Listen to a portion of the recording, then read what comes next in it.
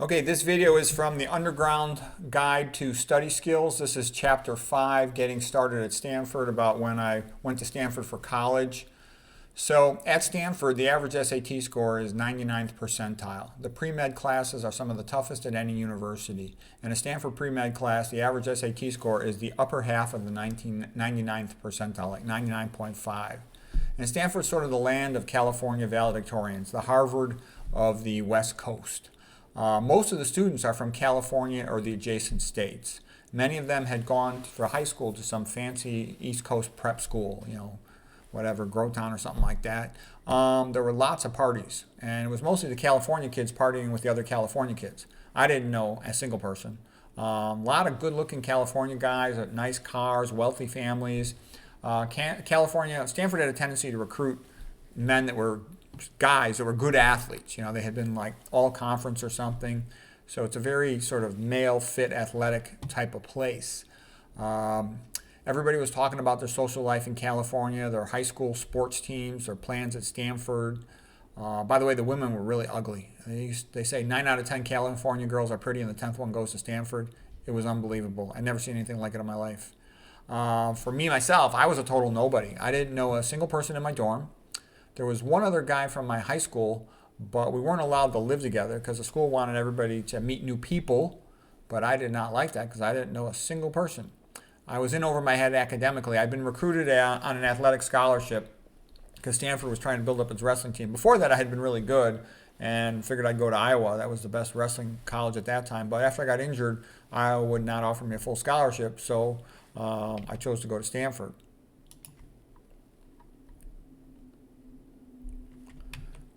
In my junior year in high school, I was 39-1, third in the state. I had almost no coaching. I just had a lot of athletic ability, and I just knew as soon as I get coaching, my technique improves. I could be really good, national champion potential. Then I fractured my growth plate on my collarbone, and it wouldn't heal. So my physique started to disappear. I got weak. Kids at school kept asking me, "What happened? You used to be strong. Come on, Raj."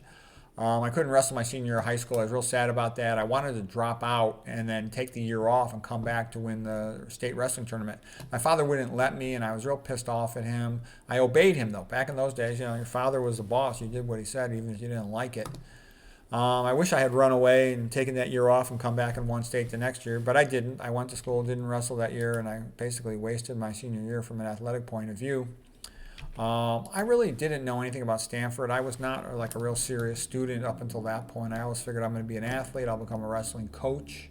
I never even took an honors class, sort of the semi-advanced English class, which was a joke. I never even heard of an AP test. Both my parents were fuzzy foreigners, so I didn't know anything about how America works for academics.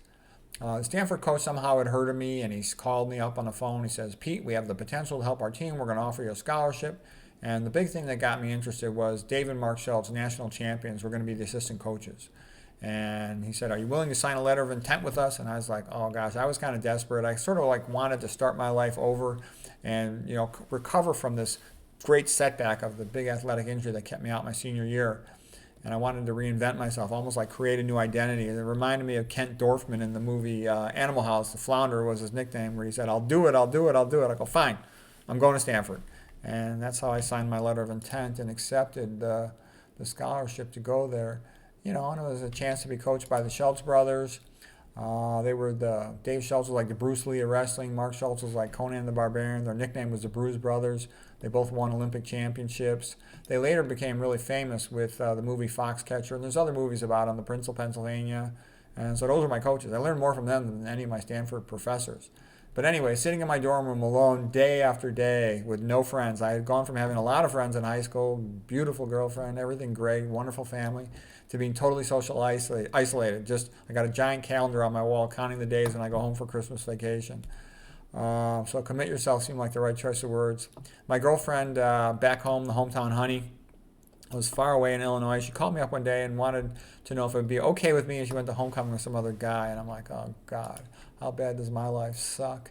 And she's like, "I promise not to do anything with him in a sexual way." I'm like, yeah, great freaking idea. And I got injured again while wrestling, and it looked like I was going to miss my entire freshman year of wrestling. So I was pretty sad. My girlfriend's taking off with some other guy to the dance. I'm getting B minuses or worse in my classes, and now I'm injured from wrestling. The coach disappointed in me. He's wondering if he wasted a scholarship on me. So I was pretty sad when I talked to my mother that day. And I said, Mom, I don't want to stay here. I want to come home. I want to transfer back to school in Illinois. I'm so lonely. My mother said, Peter, I want you to listen to me. I love you more than anything in the world. I want you to do something for me. I want you to try as hard as you can for 1 year at Stanford. And if at the end of the year you want to transfer back to a college close to home, that's okay. You can call me every day. And so I was really close with my mother, and I would pretty much do anything she would tell me. So I said, all right, thanks, Mom. I'll give it a try for 1 year.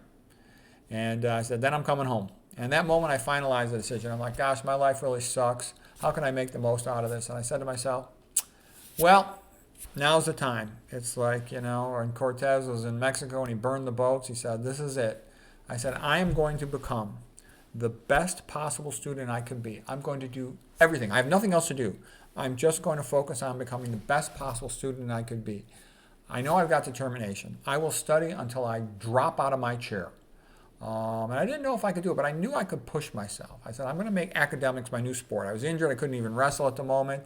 I'm going to take all my sadness, frustration, anger, and energy. I'm going to channel into becoming the best possible student. I'm going to become a learning machine. And this is a good thing to have intensity of determination.